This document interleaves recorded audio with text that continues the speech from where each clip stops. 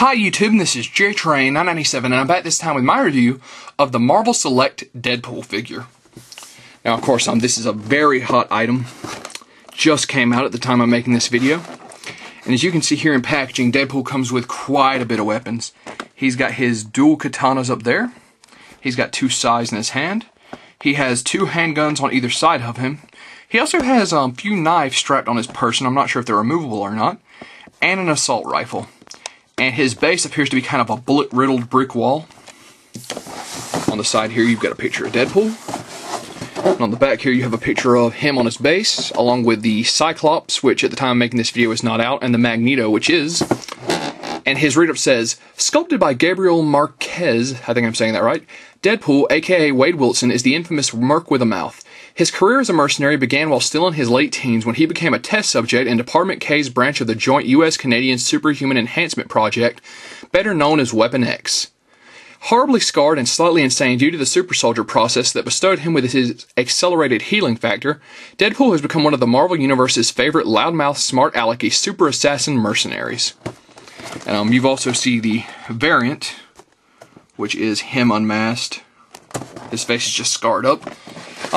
Never crazy that Marvel Select's variants are always, unless it's like a store exclusive, their variants are usually like, oh look, different head sculpt, pay another 20 bucks. No thanks, I like the regular figure, fine. But I'm rambling. That being said, this guy looks fantastic. Let's pull him out of the packaging.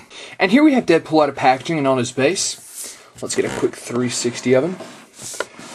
The knives do not come out of his holsters, neither on his strap up here or his legs down here.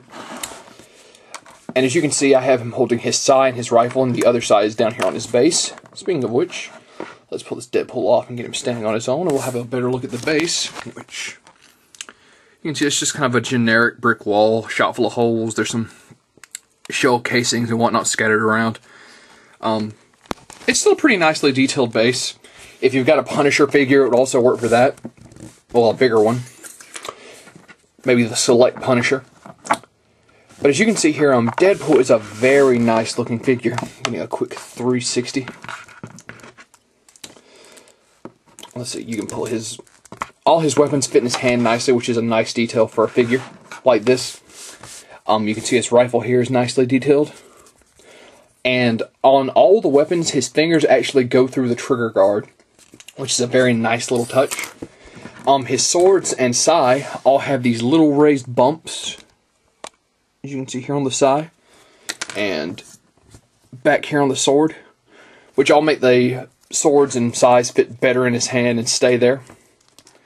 As you can see here. Oh, way too close for that one. Of course, pulling that out of his hand, and going on to his handgun, which is right here. Once again, some very nice detail. Pop that in his hand real quick. Get that in there. Move his finger. Yep. So you can see once again, finger does go through the trigger guard, and that's a very nice touch. So I'm pushing the base off to the side.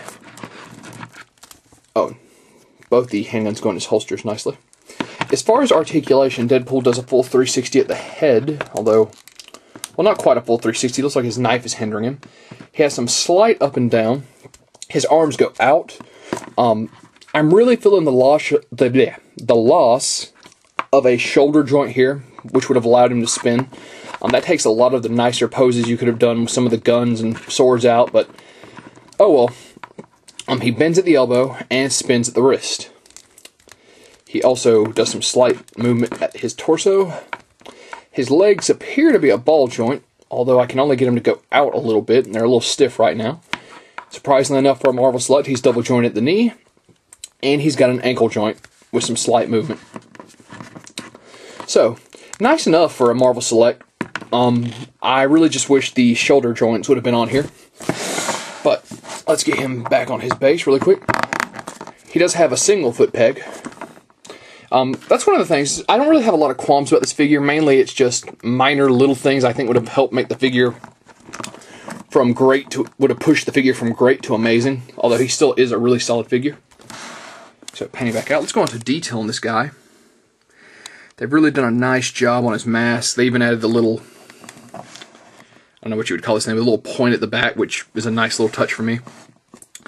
You've got all the canisters and the knives, the holsters, all the, zoom back out, all the pouches on his belt. I mean, every part of this figure is really nicely detailed. So, that being said, Marvel Selects will run you about 20 bucks at your local comic shop.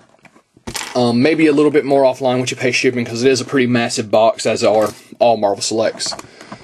Deadpool is a great figure. He comes with a lot of accessories, a nice base, and even if you don't like the base, you can use it for another Marvel Select like the Punisher. One thing about this guy, what you may not notice here on camera, let's get him on the foot peg really quick.